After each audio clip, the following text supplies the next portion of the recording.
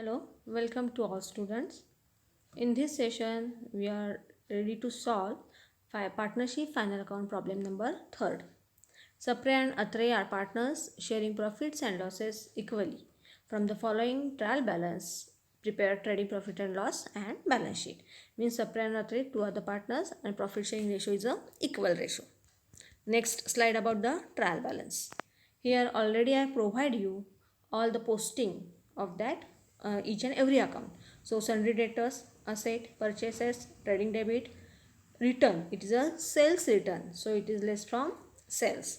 Opening stock, trading debit, land, asset, carriage, trading debit, rent, rates, taxes, profit and loss debit, drawings. In this problem, they are provide us only capital account. They are not provide us a current accounts. Means this problem is based on fluctuating capital method. So drawings taken on a capital account debit side.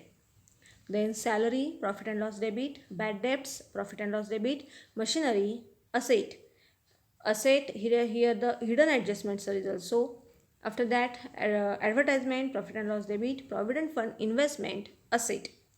After that, credit balances, sales, trading credit, sundry creditors, liabilities, sundry income, P&L credit, capital accounts, capital balances are there, opening balances, so taken on capital account credit side.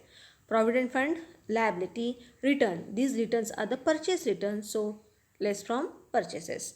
Commission, pre-received, so it is a liability, and RDD, it is an old RDD, less from bad debts. Debit side, bad debts is also given 1000, it is also old bad debts. Now old bad debts, add new bad debts, add new RDD, and from that amount we have to less old RDD.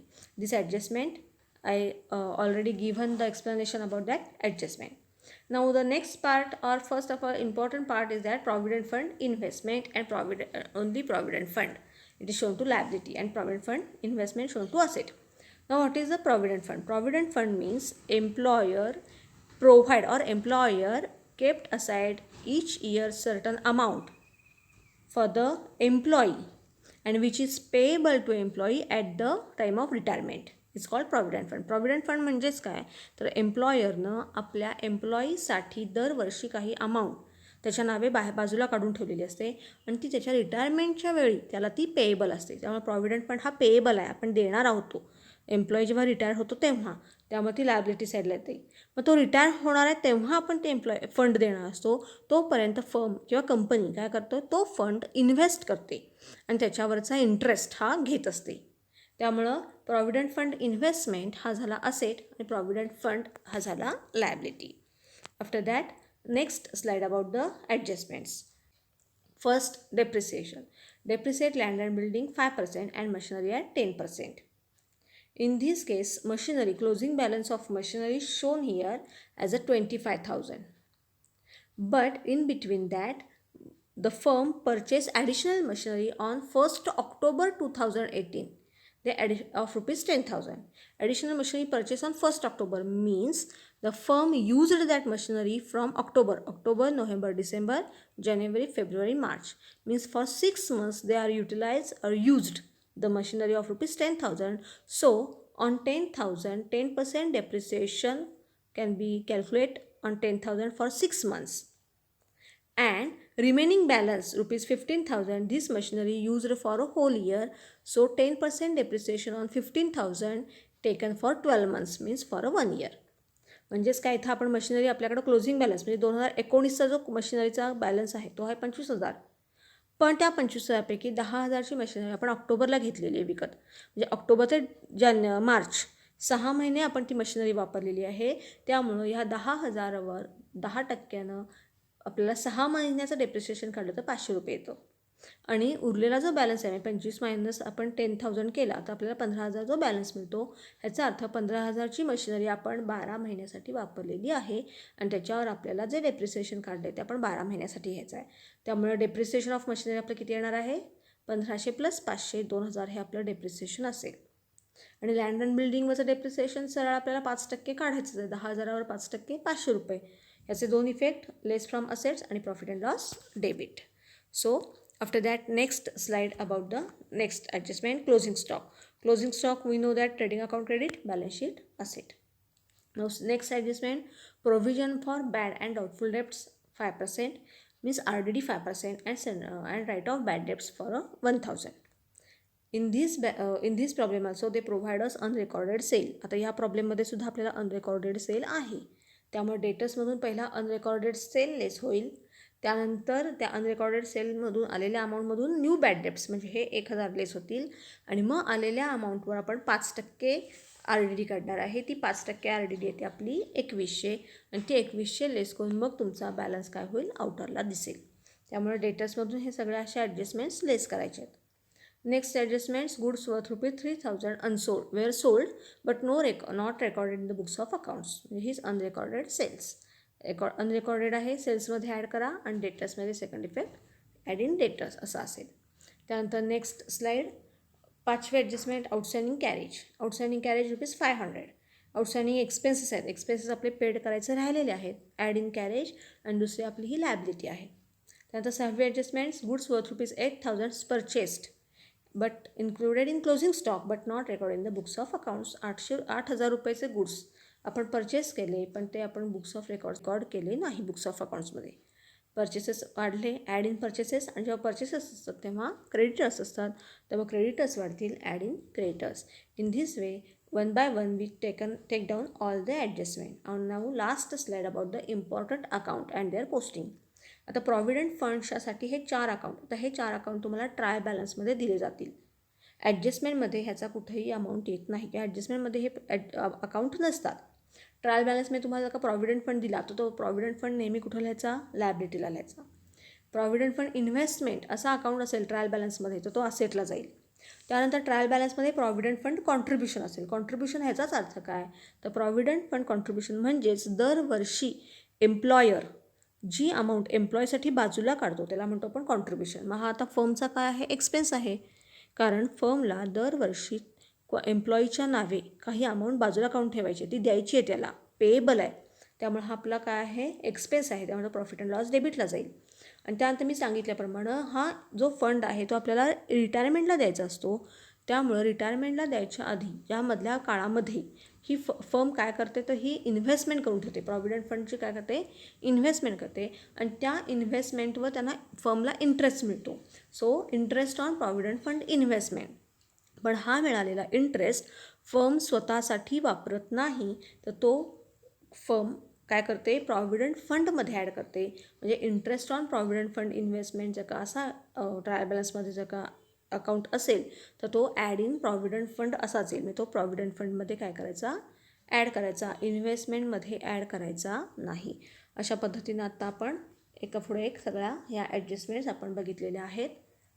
त्यानंतर आता आपण सोडवलेला problem बघणार आहोत. Okay आत्ताच आपण सगळा problem आत्ता आपण वन बाय वन सगळ्या ॲडजस्टमेंट्स आणि पोस्टिंग्स, ट्रायल बॅलन्सचे पोस्टिंग आपण बघितलेले आहेत. त्याप्रमाणे आपण आता प्रॉब्लेम सॉल्व करूया. In the books of Sapre and Atre, आपण कोणाच्या बुक्समध्ये आहोत ते पहिला लिहावं लागतं. Trading account for the year ended 31 March 2019. Now here debit side opening stock, purchases, less purchase return, आणि त्यामध्ये आपल्याला अनरेकॉर्डेड परचेसेस ही ॲडजस्टमेंट आहे. ती ॲडजस्टमेंट त्याप्रमाणे आपण ॲड करून आपण आउटरला अमाऊंट घेतलेली आहे. कॅरेज आउटस्टँडिंग कॅरेज आहे ते आपण ॲड केलेलं आहे, आउटरला अमाऊंट घेतली आहे. त्यानंतर सेल्समधून सेल्स रिटर्न लेस केले, त्यानंतर त्यामध्ये अनरेकॉर्डेड सेल ॲड केला, आउटरला अमाऊंट घेतली, आणि क्लोजिंग स्टॉक ही एक ॲडजस्टमेंट होती 23,000ची आउटरला घेतली. अशा पद्धतीनं आपण सगळा ट्रेडिंग अकाउंट पहिला आपण हा काय करून घेतला, पोस्टिंग करून घेतला, सगळ्या ॲडजस्टमेंट्स बघितल्या.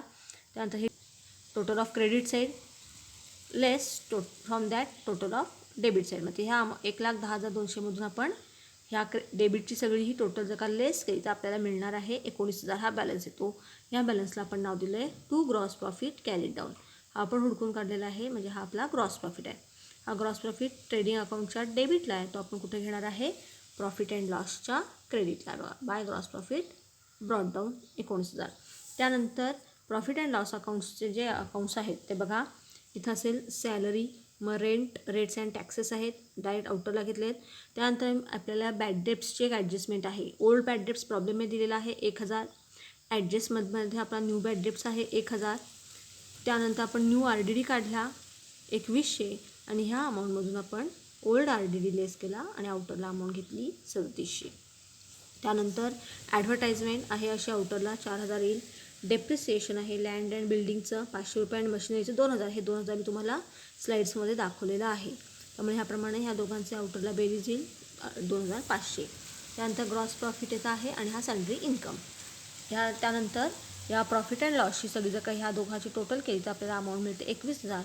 आणि ह्या 21,000मधनं आपण ही सगळी वरची अमाऊंट जेव्हा लेस करू तेव्हा आपल्याला अमाऊंट मिळणार आहे 6,600. हा असेल ह्या फर्मचा net profit. To net profit transfer to partners capital account. आता ह्या प्रॉब्लेममध्ये आपण कॅपिटल अकाउंट काढणार आहोत. ह्या प्रॉब्लेममध्ये आपला करंट अकाउंट नाही आहे, म्हणजे फ्लक्च्युएटिंग कॅपिटल मेथडनंही प्रॉब्लेम आहे.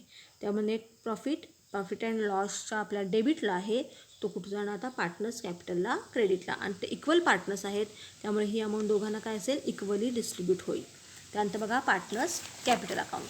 आता पार्टनर्स कॅपिटल अकाउंटमध्ये पर्टिक्युलर्स सप्रे अत्रे, पर्टिक्युलर्स सप्रे आणि अत्रे. आता यामध्ये पहिला असेल बाय बॅलन्स ब्रॉड डाऊन. हा तुम्हाला बॅलन्स ट्रायल बॅलन्समध्ये ओपनिंग बॅलन्सेस दिलेले आहेत कॅपिटलचे, ते ओपनिंग बॅलन्सेस आपण इथं ब्रॉड डाऊन करून घेतले. त्यानंतर इथं आपल्याला ट्रायल बॅलन्समध्ये ड्रॉइंग्स पण दिले होते, त्यामुळे ते डेबिटला 2 ड्रॉइंग्स, दोघांचेही 3000 आणि 2000 असे दोघांचे ड्रॉइंग्स आहेत ते घेतले. त्यानंतर आपण नेट प्रॉफिट जो आपण आता P&Lला जो नेट प्रॉफिट बघितला तो net profit by net profit, आणि तो आपला इथं 3,300 आपण घेतलेला आहे.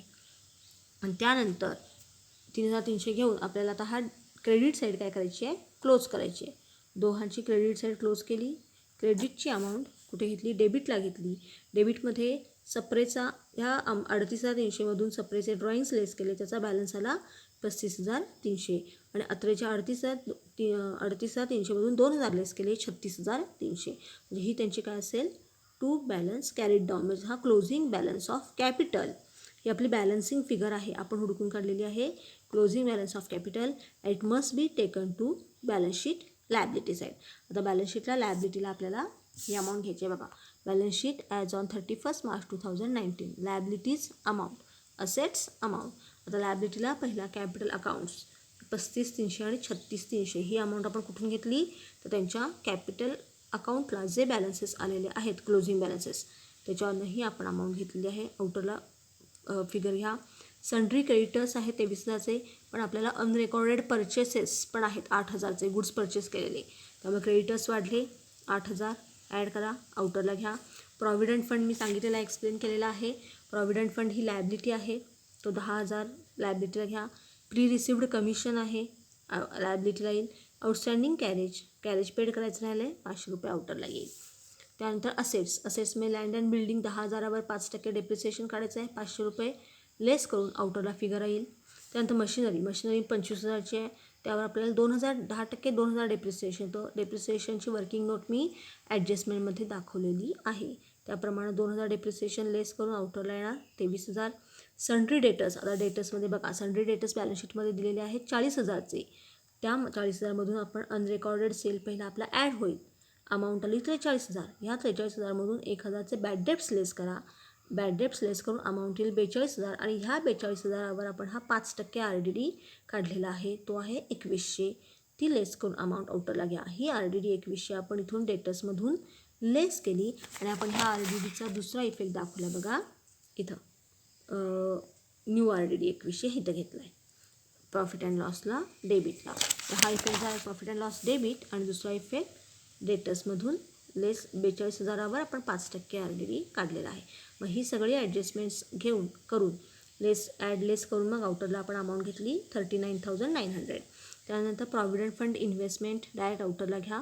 आणि क्लोजिंग स्टॉक 23,000 आपला आउटरला आहेच. म्हणजे अशा पद्धतीनं आपण जर का असेट्स बॅलन्स शीट बघितली तर बॅलन्स शीटचे आपले सगळे जे capital creditors provident fund income commission carriage ह्या सगळ्यांची बेरीज केली तर आपल्याला 1,13,900 मिळते.